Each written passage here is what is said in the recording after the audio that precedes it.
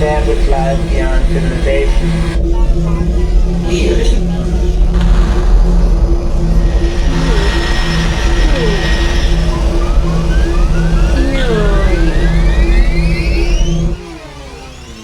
The weird and the eerie. From the international bestseller comes a major motion picture. Surfacing, the story of a young woman's desperate journey.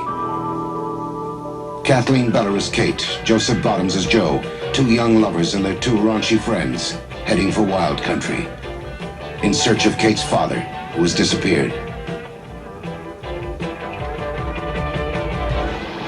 Keep it pointed down! Surfacing, adventure turns to terror as the wilderness erupts in danger and violence. Hold on!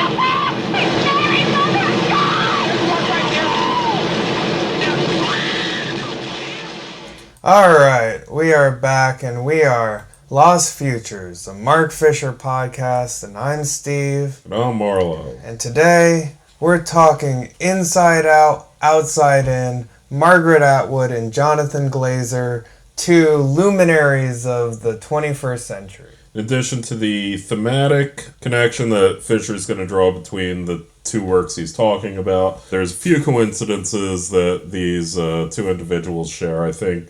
One being that they're both much more famous to an American audience now than when this book was first written. Margaret Atwood, fairly well known, but certainly much more now. That Handmaid's Tale is a successful television program. And Jonathan Glazer, of course, won last year's Oscar for Zone of Interest. Prior to then, he probably wasn't terribly well known to American audiences and made mostly smaller films. Yeah, Zone of Interest, he famously gave a speech for, I believe, sound design, and gave a speech in support of Palestine, and made the comparison between the Holocaust and Israel's genocide in Palestine. Which, yes, then launched him into a bit of fame and infamy.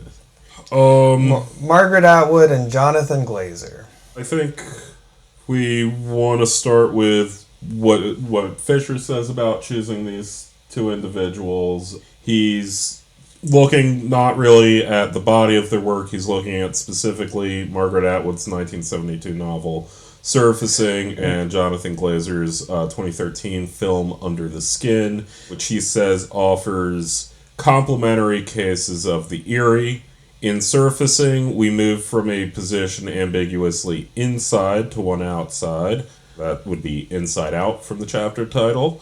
And in Under the Skin, the inside is apprehended from the outside. And that is outside in. So those are our two complementary modes of the eerie.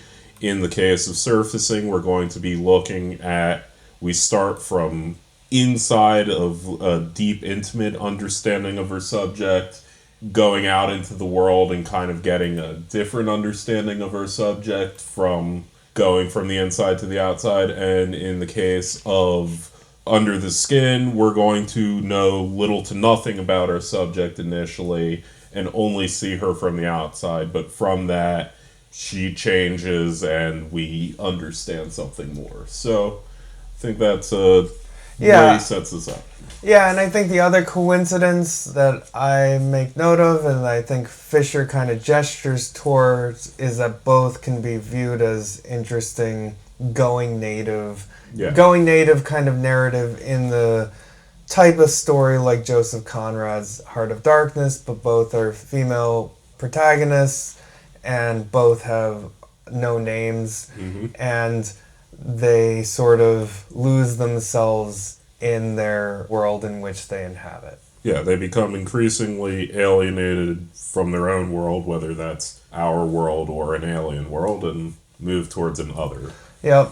First off, we're going to talk about Surfacing. At the top of the show, I played the beginning of the trailer to the 1981 movie Surfacing, which was not very good. Yes, we're going to mainly be talking about the book Surfacing. Fisher does not mention the movie at all. He very likely is unaware of the existence of the movie. Yeah, unlike Handmaid's Tale, Surfacing it's unspoken about. You can't find it anywhere. And it was made by Claude Jutra, who was later accused of pedophilia. And it got bad reviews at the time. Which, to be clear, this is otherwise a kind of celebrated director, and it was a big scandal when after he died he was accused of pedophilia. But also he made this movie and everyone just agrees it's terrible. Yeah, it's terrible. Otherwise good director who might have very well been a monstrously bad person made a movie that is also just bad. Yeah, his accusations were then later disputed. There were 2 documentaries which came out. One making the accusations, which led to all the Me Too, taking down street names after him and removing him from all forms of Quebec society, which I'm sure the Quebec people were happy about. And then 4 years later, a second documentary was oh, this is Me Too gone too far. Made all these assumptions about his guilt. So, yeah. Anyways, surfacing 1981, we're not going to talk about that much. But the novel, which I read and you read most of, is a very good novel by Margaret Atwood. Yeah, it's my first Margaret Atwood that I read, and I enjoyed it quite a bit. Yep. So the premise of it is this unnamed narrator finds out that her father has been missing for a couple weeks and gets a group of friends, one of whom is her boyfriend/lover, and a married couple who are all in their 20s, and they all do a road trip up to a cabin on an island in the middle of a lake or in the middle of a river in Quebec to help her search for her dad. And the other reason for them to go up is that Joe and David, the 2 men, Joe is her boyfriend, and David is an asshole. They're making a film while they're up there. So that's what's going on as the premise for why they're going up there. Going through nature with a group of 20-something potheads who have... libertines. Yeah, they're a bit hippie-ish. They have all their sorts of confidences and ideas going through nature. But the main thrust, for me at least, in reading this story is a character study of our main character. It's told from a first-person's perspective. It's also, interestingly, told from a present tense perspective, which I think gives it this... You're very in the moment with her kind of racing thoughts, and I think that's a theme, that she has these sort of racing thoughts. She's returning to her rural hometown, essentially, after living in the city for an extended period of time in her young adulthood. She's getting a lot of memories. She's telling different stories to you constantly about her life growing up, her family, her mom dying, her brother dying, things her dad told her, her child that she had but lost or something, her ex-husband. But key is she retells these stories chapter to chapter as things continuously remind her of them, but the stories get a little different each time. So, for example, it starts with, I have a child with my ex-husband. I left the child at my ex-husband's house. And then it's, that child was a stranger to me. I never knew him. He was always my ex-husband's. He was never mine. And then something else, and then eventually you learn she never had a child. She had an abortion, and she never had an ex-husband. She was sleeping with a married man. Yep. And that gets teased out over these stepwise things throughout. And that kind of is this running theme, is these stories she tells about herself and how these stories change and how they're affected by the place she's in and the things around her and how that eventually just kind of unravels. Yeah. Other themes or inciting events that have a plot that drives the plot forward are she finds what initially appear as cave paintings or drawings that her father made, and then figuring out that they're cave paintings that her father copied from places around the island that might be clues to where her father is. Because everyone thinks that her father is dead. She does not believe her father is dead. She thinks that he's living out in the wilderness and going on a walkabout because he believed in rationality. He was basically Quatermass. He believed in this high intellectual rationalism, and there's long passages in this about how he believes in rationalism against all of this doubt, and that this was a very enlightened way of thinking, and that the reason he's living in the cabin in the woods is because it's the most rational way to deal with city life, is to just give it all up and live in the woods.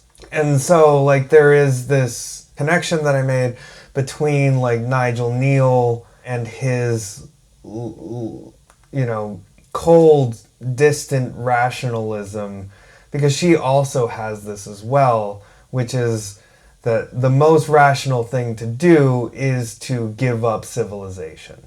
Yeah, that is her arc and progression over the course of the end of the novel. And I think that's something that brings us from the last chapter that we had into this, which is, what do we do when rationalism is confronted with these eerie cave paintings? How do we make sense of it? And it almost came across as on one hand, I thought, oh, this is like a Lovecraftian novel told from the perspective of what if one of the academics in a Lovecraft film has a daughter who's then trying to search out for their father. But then I thought about it, and I'd be like, that'd be the eeriness here is in the no explanation for what the cave paintings ultimately lead to, and there's no real father. She never finds the father. Well, yeah, she never finds the father. Also, I mean, I think a lot of the eeriness is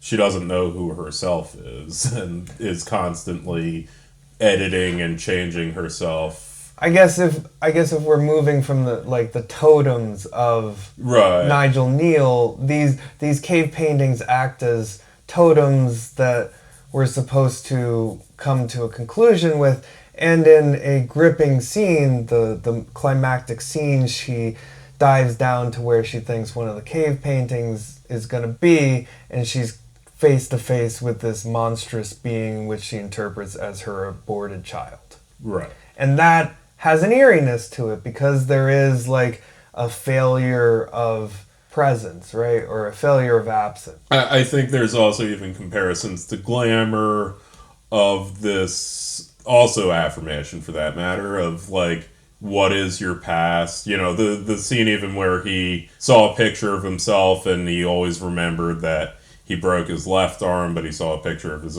right arm in the cast, and that sort of turned, kind of stuff from this reminded me of that as well. Fisher actually compares it to Garner. As Fisher says, as with Garner, in surfacing there's a tremendous sensitivity to the power of terrain, and he notes that it's not the British countryside, but instead the Canadian brush. Oh, yeah.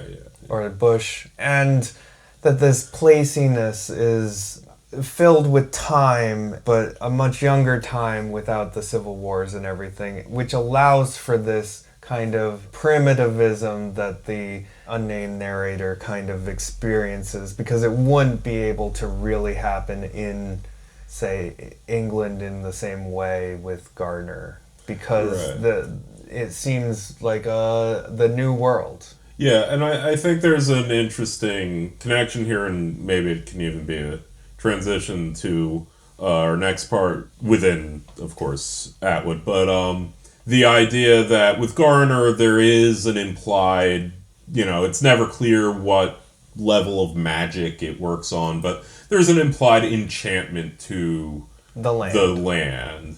And in this, it's more rationalistic, it's more psychological, which is my little transition word for our next part. But it is more in this way that because she is so incomplete and like kind of split in her own consciousness, this spills over in this dialectical way with the place she's in, that like how can it not just start occupying gaps in her own self? Yeah. And she occupies outward as well, and that's her kind of inside out theme as well.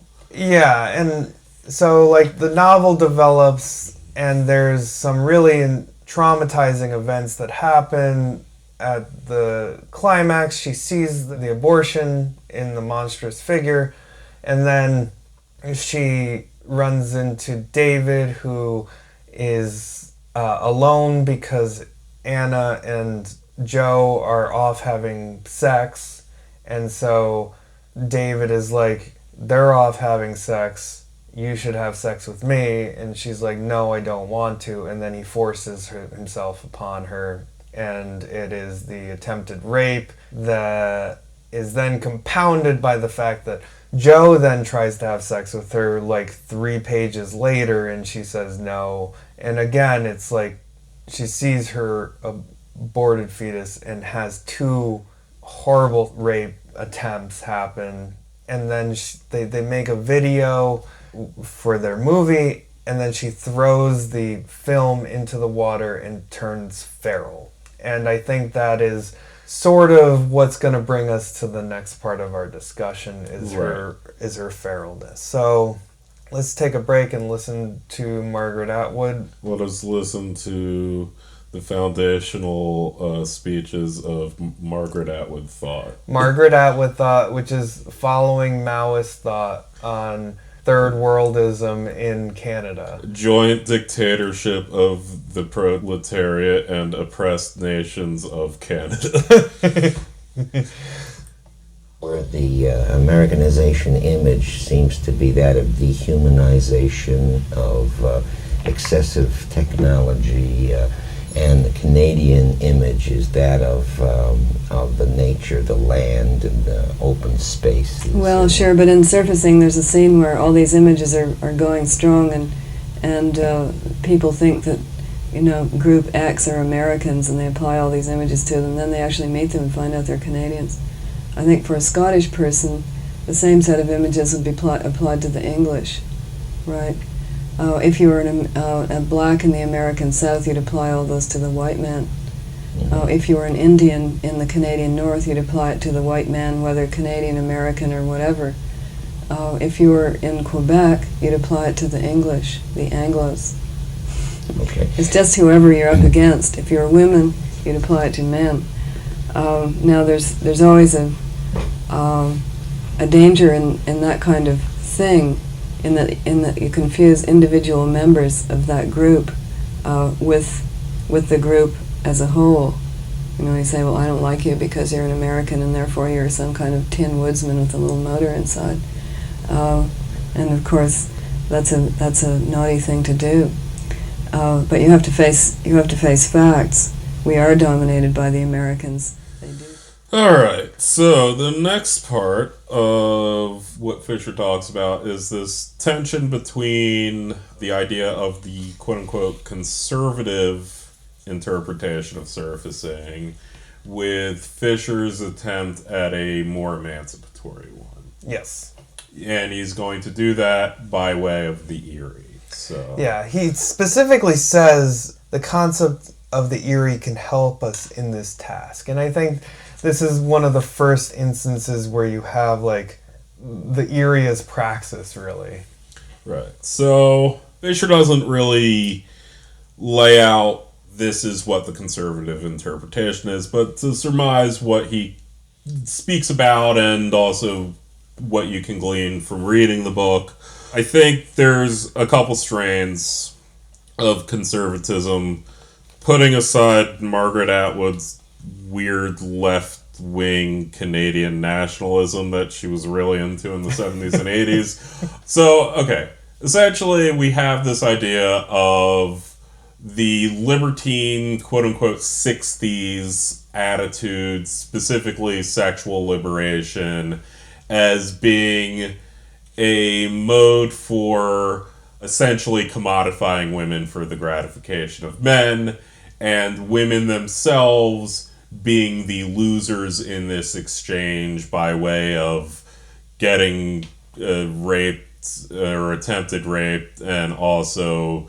getting driven to the abortion clinic by the married man you're fucking to have an abortion, and having all your trauma from that shit, and then going crazy in the woods. And in many ways, you can almost read this like a, your basic 1920s yellow wallpaper sort of story of your basic story about the abused woman who either commits suicide or gets, committed to a sanatorium and goes crazy and ain't that sad, is, I think, the conservative way to read surfaces. Yeah, there's a reaction to the 60s, like, oh, our society has fallen into a depraved hedonism which has brought us to the place where she's having sex out of marriage, and the consequences of having sex out of marriage is that she has an abortion and is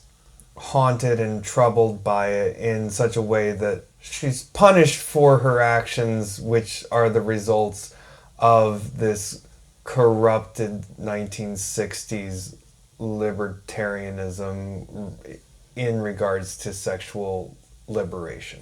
Yeah, you can almost look at it like the, Marx's concept of, the bourgeoisie freedom for the worker is the freedom to sell his labor. Yep.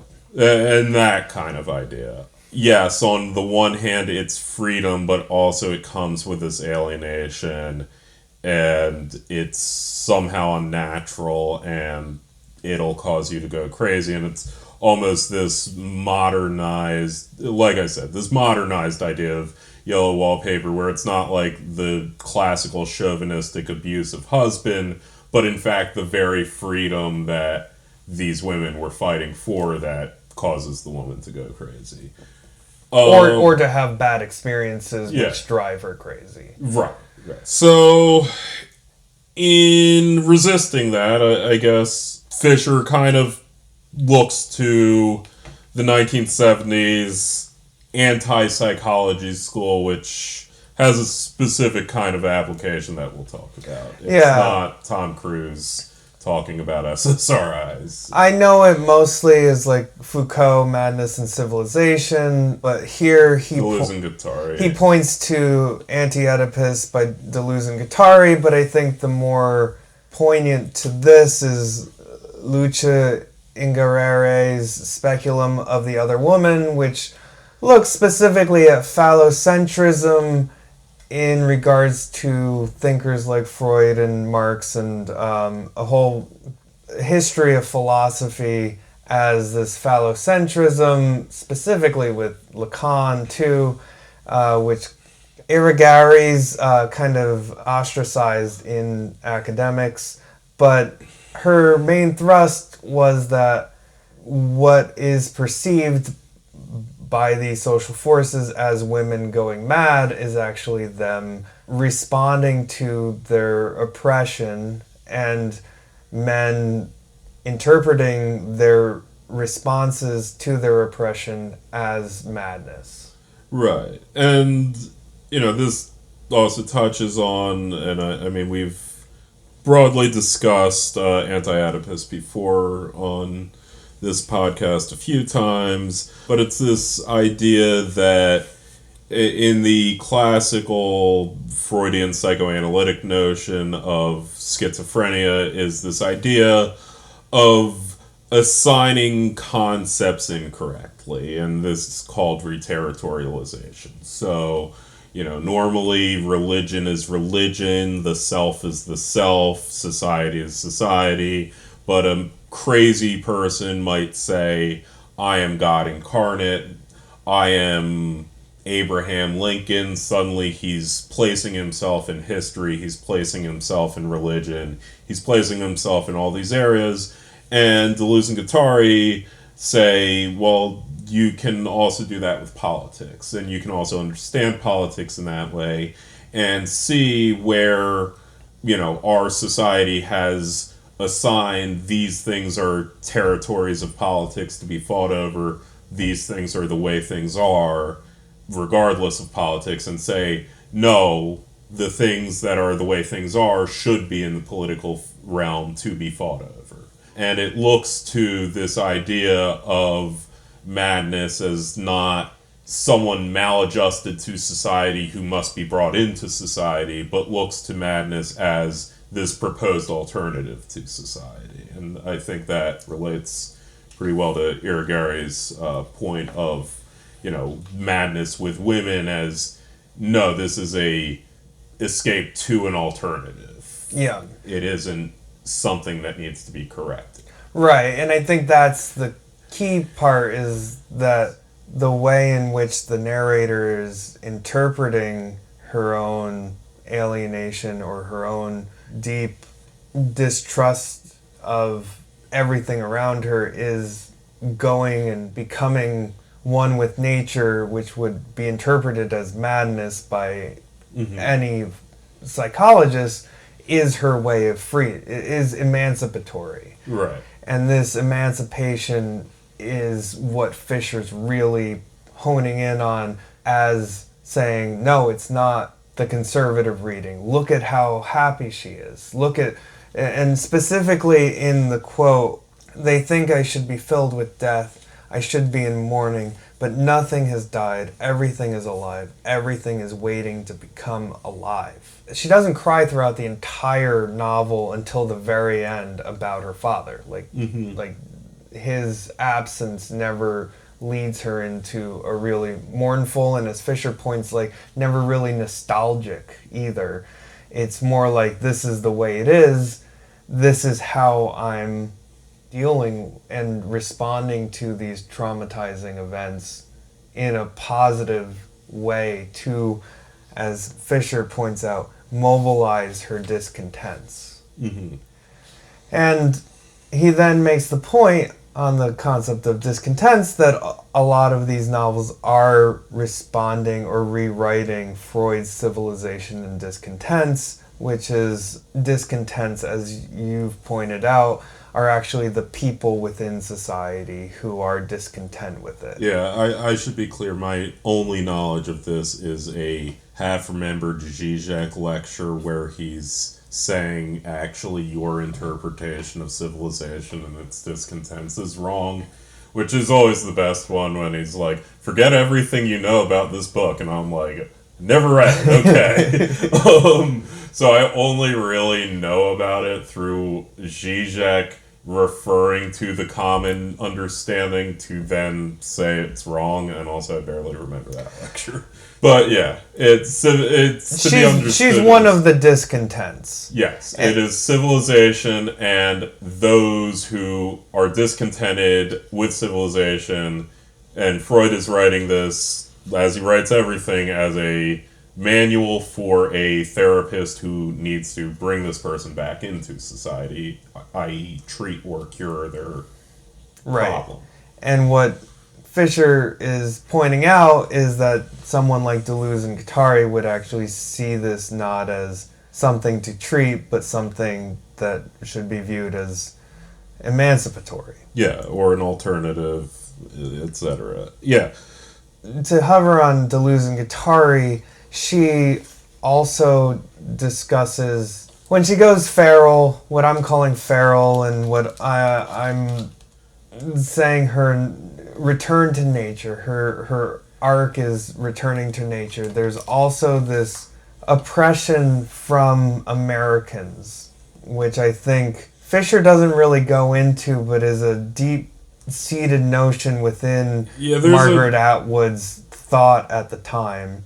Yeah, there's a few themes in this because there's also this interesting tension with the French speakers versus the English speakers, that Atwood is definitely writing from a personal background as an English-speaking Canadian who grew up in Quebec, apparently, as well. So, yeah, there's a few things, but yeah, there's this definite continual theme, as that fun little interview quote we played from a 1981 interview illustrates. she has these feelings about Canada being this always peripheral state that is constantly under the soft power of the United States. And that comes up in the book. Before this quote, you read, the land speculators are trying to buy her dad's house is a thing that happens. Yeah, land speculators and the character of David. Yeah, the character of David. Who is a rapist. Yes, David the rapist. He's sort of also this, very satirical depiction of your dude who moves to Greenwich Village, maybe joins some local socialist group, whatever, and smokes pot and has a bunch of ideas. And there's one scene in particular, he's always cursing the damn capitalist Yanks or the damn fascist Yanks. But there's one scene in particular, they're all sitting around smoking pot, and David is talking about how, we need to get rid of the fascist Yanks. And someone's like, how do you do that? And he's like, we train the beavers to chase them out. So it's this very fanciful, way of... And then someone else comments, in New York, beaver is a dirty word, and they suggested some form of Canadian discriminatory linguistics. Oh man, that's fucking great. It's a very fun scene of them just kind of being high and saying silly shit, but it also should be noted that Margaret Atwood believed in all that stuff, even though her mouthpiece for saying it is a character she clearly hates. She also believes in the stuff he says. Yeah. There's one part that I want to really point to, which kind of brings together this indeterminate placelessness of borders being drawn, but borders and cultures of people invading, and also her changing the borders of her mind to become animal. And so, yeah, as you said, there are American speculators, and there's also Americans coming to possibly look for her in a powerboat, and she hears them, and then there's the sea. They may have been sent to hunt for me. Perhaps the others asked them to. They may be the police, or they may be sightseers, curious tourists. Evans will have told at the store. The whole village will know. Or the war may have started, the invasion. They are Americans. They can't be trusted. They'll mistake me for a human being, a naked woman wrapped in a blanket. Possibly that's what they've come for. If it's running around loose, ownerless, why not take it? They won't be able to tell what I really am. But if they guess my true form, identity, they will shoot me or bludgeon in my skull and hang me up by the feet from a tree.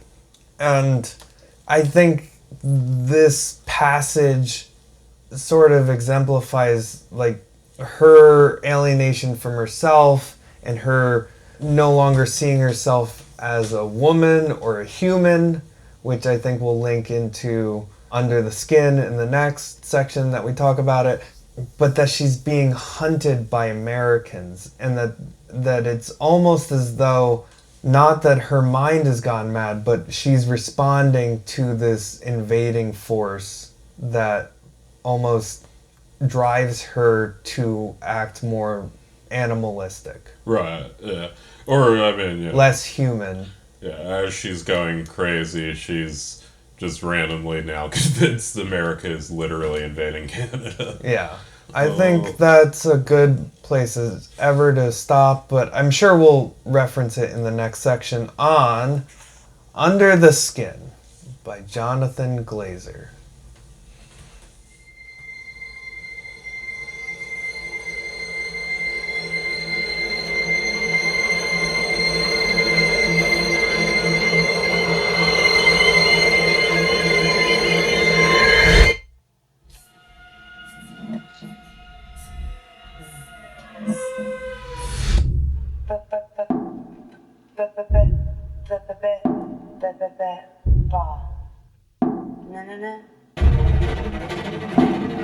So you live alone? Yes, You think I'm pretty? I like a gorgeous.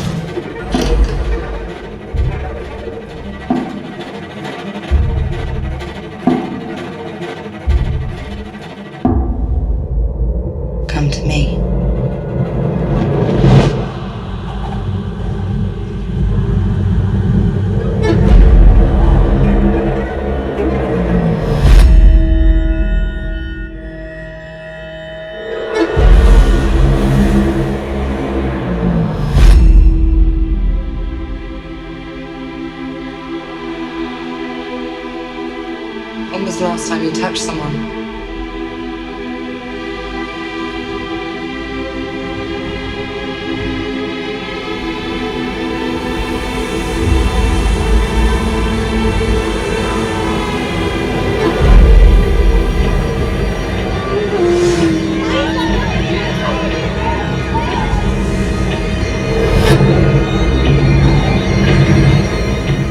All right. Under the Skin. Fun cacophony of sounds.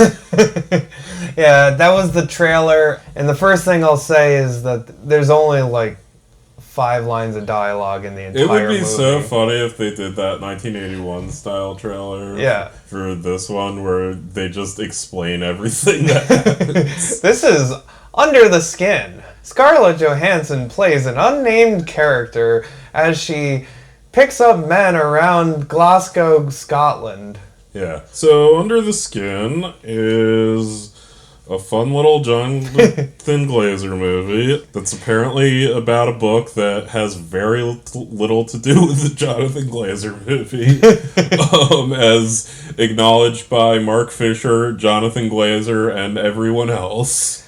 Yep. But yeah, I guess Fisher kind of starts with differentiating between the novels, so I guess we can briefly discuss. The novel is basically a vegan satire novel. Its basic story is this alien meat company comes to Earth, sends some guys down to Earth to harvest humans who are their cows, and these aliens go around and abduct humans and then like send them to the meat industry, which very much mimics our own meat industry, and in so doing we've reversed roles and thus did a satire to do a commentary on a thing.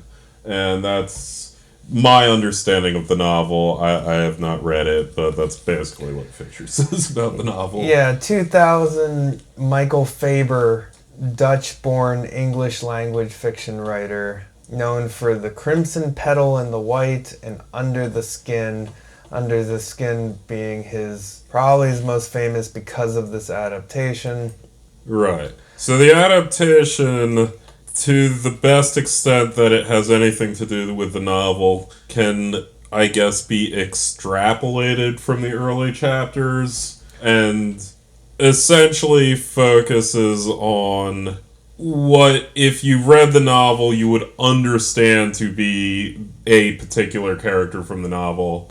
Although in the movie she is nameless. Much like the Margaret Atwood character. Much like the Margaret Atwood character. And additionally, none of the shit that I said about there being a meat industry or anything is at all told or implied in this movie. At all. All we see is Scarlett Johansson's character driving a van around, picking up men, and leading them into this strange liminal space we'll get into where they disappear, and then she does it again. And we aren't given any explanation as to why. We are not given any explanation really as to what happens to the men, although we can assume it's not good. But yeah, that's basically what the movie is. Yeah. And there's very little dialogue. The dialogue that is there is functional by Scarlett Johansson, that is essentially saying, hey, want to get in the van and do sex? And the guys go, oh, yeah, all right. And then they do. That's basically it. Yeah, it's in many ways a very simple film. Yeah. Well, it's minimalist, I think is the term.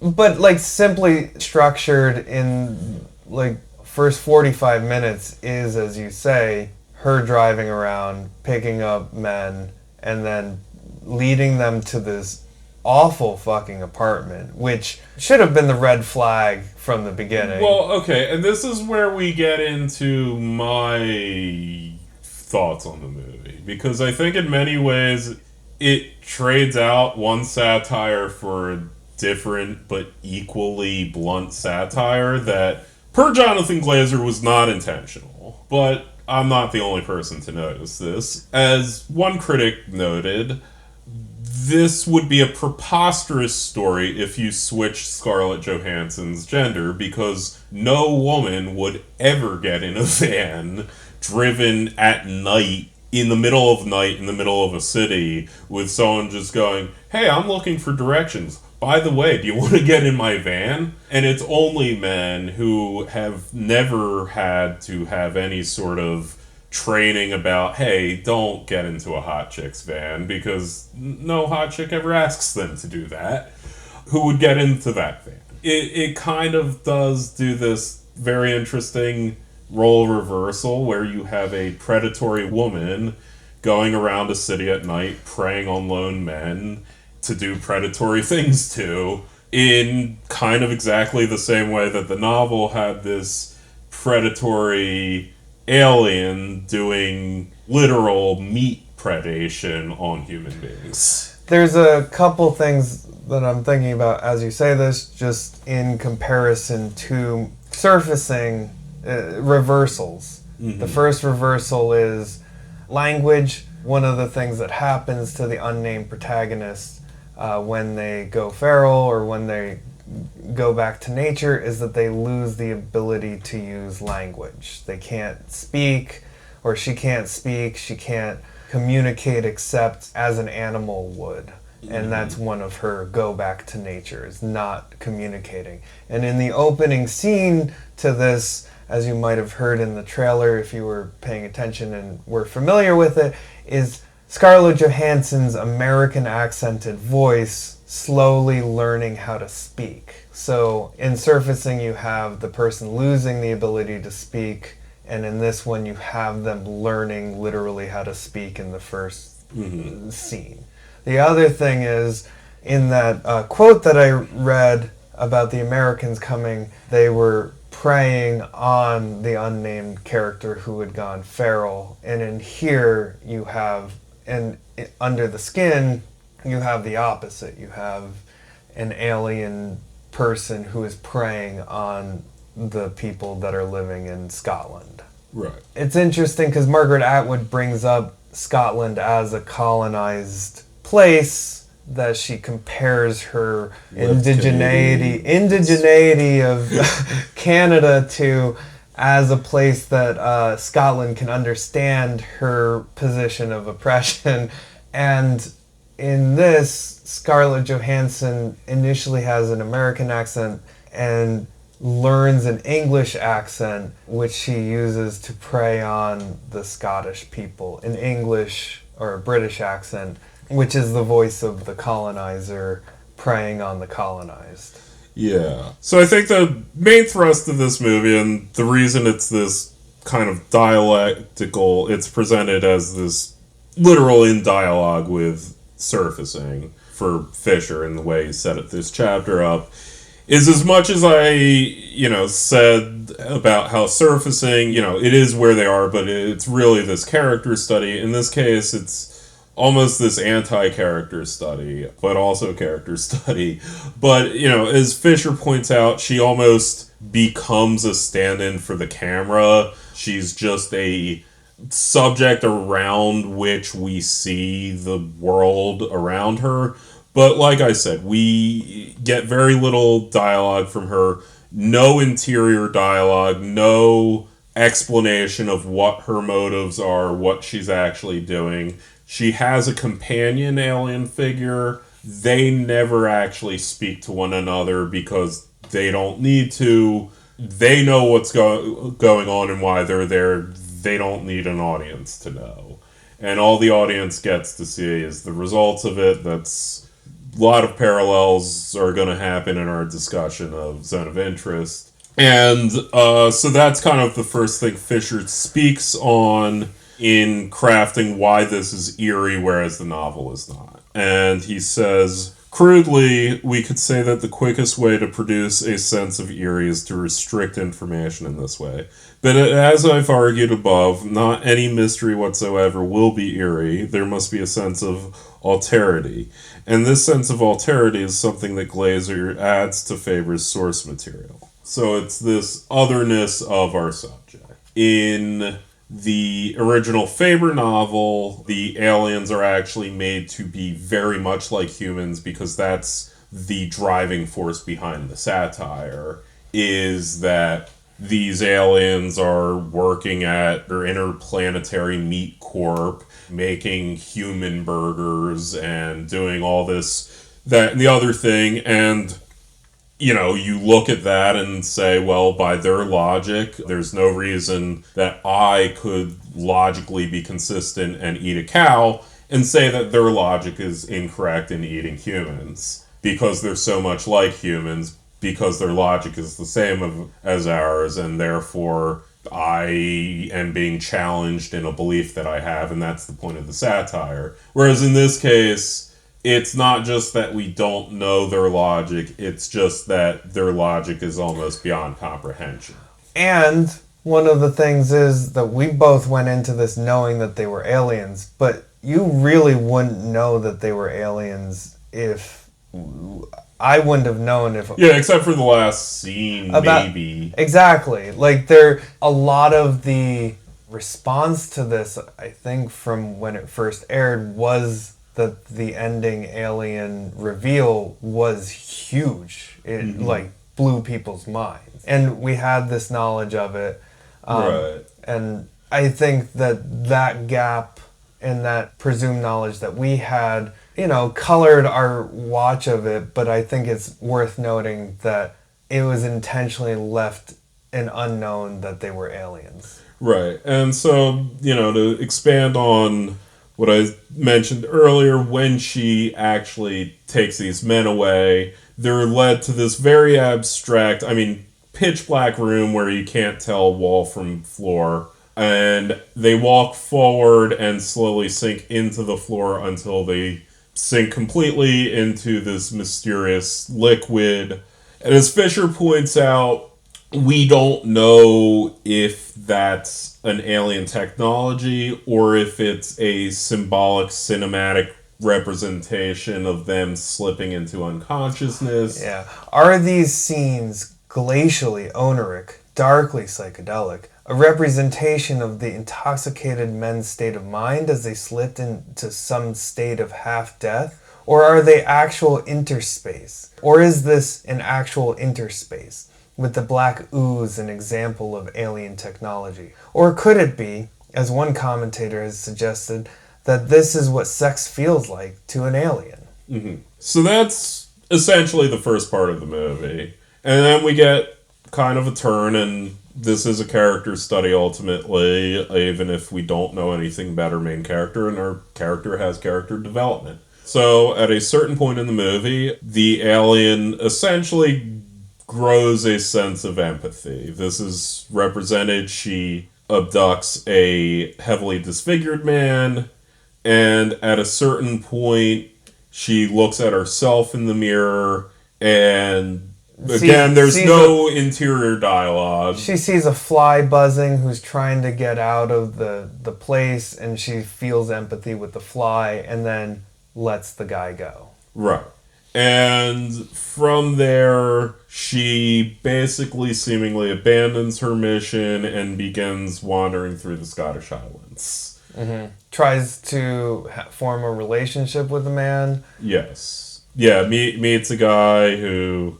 Again, the depiction of men in this movie is... It's so interesting that Glazer has said... And to Glazer's credit, he by no means, disavowed a feminist reading of this movie. My understanding is he said, I intended this to be a movie about the human experience or the human nature, not necessarily a woman's experience or a woman's nature, but, all the better if you read something into that. But, the depiction of men are some of the dumbest, but also, benignly evil individuals, and there's no in-between, and sometimes they both exist in one, because this relationship she forms with a guy, it's dude, you found her wandering in a fugue state. He helps her to the bus, then he talks to her on the bus, and then offers her his jacket because it's freezing because it's fucking Scotland.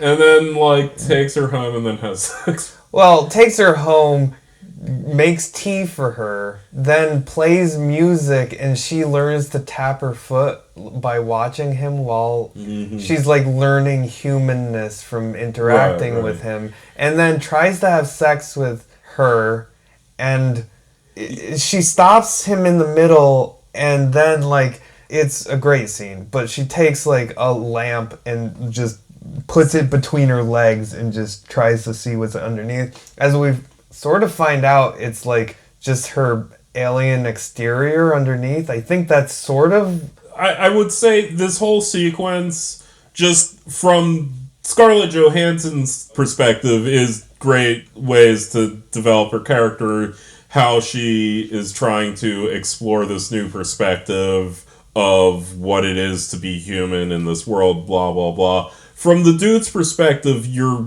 kind of a weird fucking asshole. For predatory. Like, predatory. Oh, gee. Like the fugue state lady you found, like, are you kind of confused now about, after learning nothing about her? Yeah.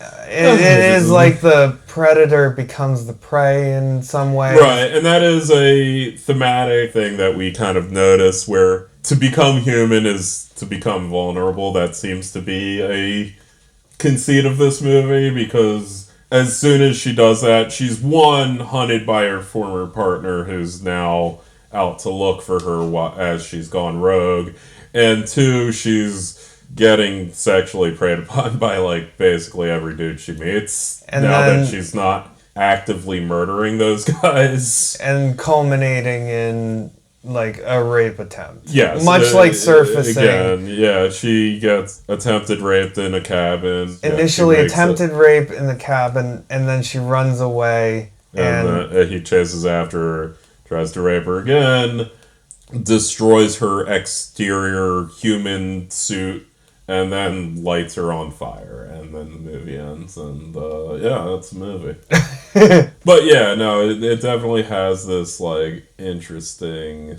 I mean, it just seems like a very obviously feminist movie to me. You compared it to Ex Machina? It reminds me of, like, if Tarkovsky did Ex Machina.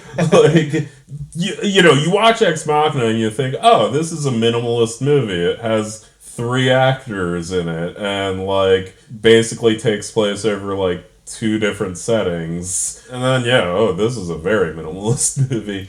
Yeah, you thought that was minimalist. Wait till you see Glazer. I mean, when you look into how it was shot and stuff, it was like gonzo porn. I mean, like, to be a statement on feminism, like, it was literally like they had hidden cameras in a bus and would approach men and then like later ask them to sign a release to be in their movie. Like, they shot it like Girls Gone Wild. Like, yeah, it's very interesting to me. The first 45 minutes seemed to be just her driving around in Scotland asking non-actors. I'm sure there were some there were definitely some actors. There were some scripted scenes, but a lot of improvised scenes, and like people legitimately didn't recognize Scarlett Johansson. They weren't expecting to see Scarlett Johansson. And you even get this while she's walking. There's one scene, she's in a train station, and you just see clearly non-actors just milling around her. Mm-hmm. Not really looking at her. She's sort of blends in. This is at least similar to my understanding of how he did Zone of Interest, but used a lot of like setups where you'd set the cameras up in places and then remove the crew and just let the actors do their stuff without a crew there, to try and get this more naturalistic documentary style feel to it as well. But yeah, it has these documentary elements, but when you combine documentary elements with the plot of picking people up in a van, it becomes Bang Bus, is my point. But it's also, like, some of the scenes are, like, Solaris. Oh, yeah. Are, like, 2001. Yeah. Space Odyssey. They have multiple scenes of high-budget sci-fi-ness to them, And then, I like... wouldn't say high budget. And you have some visual effects, but I think they were also, if you find out how they did it, it was probably construction paper in a swimming pool. No, I think it was just really smartly done to look very good. Yeah. I can see that. But to a viewer, too, the way I interpret it, this is a cinematic high art. Maybe not high budget, but high art. Yeah. And to have, like, bang bus next to high art. Yeah, and just, like, long scenes of no dialogue. And going through snowy parts of Scotland. But, yeah, it just is so interesting to me in how, like, in almost form and style, they did some of the, like, stylistically the way women are exploited in our society, but with this gender switch. I thought of it as a very clearly feminist satire, but that's not Fisher's interpretation or what he's going for, so I don't want to get too wrapped up in that for these purposes, but it was just something that struck me watching it. Yeah, maybe we can take a break and listen to Jonathan Glazer himself. Connection.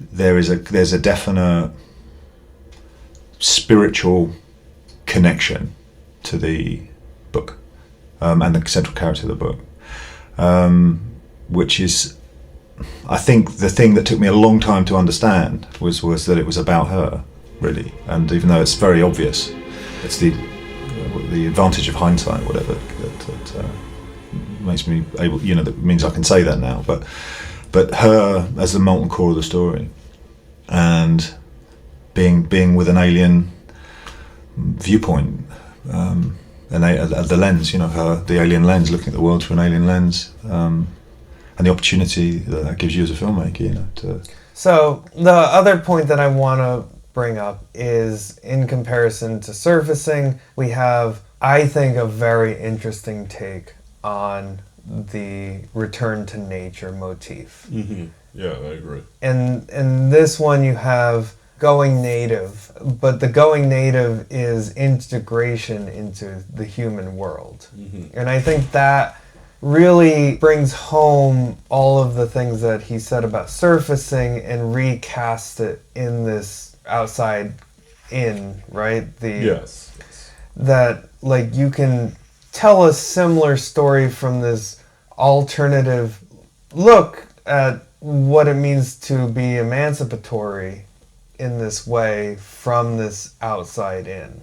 Yeah, I think in a lot of ways, these two works can kind of exist in this chapter sort of like as the color and black and white scenes in Memento, where they're sort of working in reverse from each other but meeting in the same place, where, yeah, in Surfacing you start with an apparent human being who is a person, who is a woman, who finds herself secretly disconnected from all of that and seeking something more than that, and eventually, losing herself by breaking away from her humanity. And in this case, you have a non-human playing the role as a human who eventually, becomes a part of that.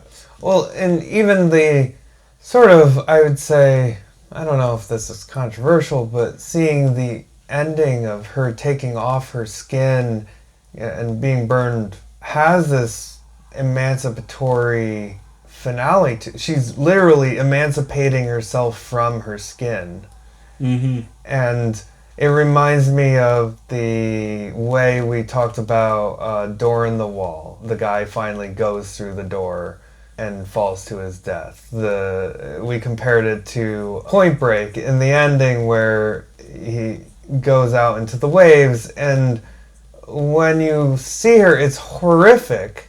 It's horrific that she dies that way. It's a horrific lead up to her death. Her final moments are horrible, but she emancipates herself from her own skin to reveal for the first time her true self. Yeah, I mean, my only pushback there would be, like, the way she was, like, kind of looking at her face and pondering that. I don't know. I mean, wouldn't, in this logic, her becoming more human be her emancipation from her alienness? I mean, that would just be my thought. Yeah, it might be the failure of emancipation. Yeah. I mean, I definitely think in the same sort of point breaky way there is a sort of choosing your own destiny, which she did, abandoning the van, driving out of the city. I mean, there's definitely something about I think that. there's an interpretation of the ending that could see it as either or like, there could be a debate about that. Right. No, I mean, I definitely think there's an emancipatory style to her, certainly casting off her mission to And pursue her own. And ending with a similar going to the woods, finding herself in the woods, dying in the woods, or like having this. Yeah. Really, she's just held up by the fact that men are terrible. Yeah. Seriously terrible. Yeah. One thing that was brought up was whether or not she was losing her skin because she stopped eating humans. Okay, I mean, maybe. Because she starts, like, having... But, yeah, I don't know. Yeah, no, there is a lot of... unknown things that you're just not sure about what logic it's working on, and that you have to fill in these gaps that aren't told to you throughout. And I think that adds to the eeriness of the whole movie, which is excellent. Yeah. Highly recommend it. We're going to do a Patreon episode on Zone of Interest for this week, so please tune in to the Patreon episode. It was a great viewing. So, yeah, he talks about the 2010 A Whistle and I'll Come to You. Which I'm not familiar with. And how that's changed in the readaptation to be more about spooks and ghouls inside of us. And the Parkins character arguing there are no ghosts in these machines. Man is matter and matter rots. And I think it gets to this dualistic nature that you find in both, whether or not humans inside of us are different than the bodies that those minds inhabit, which is the Cartesian dualism that he's pointing to, which you can find in both novels that are kind of goes back to this greater question of free will that he explores in Nigel Neal and Alan Gardner, about how much we have free will in our mind to, as you said, create our own destiny, create our own path. Yeah, I think you can find that when it comes to both of these, asking the question, what does it mean to be human, as one commentator says. Yep. So, now we're going to end with the unproblematic song from 1981's award-winning Genie Award for Best Original Soundtrack Song, Gypsy Born by Anne Mortifee from the movie Surfacing. Based on Margaret Atwood. With that peculiar look of wonder in her eyes, and she always loved the sunshine, and just as well she loved the rain. And soon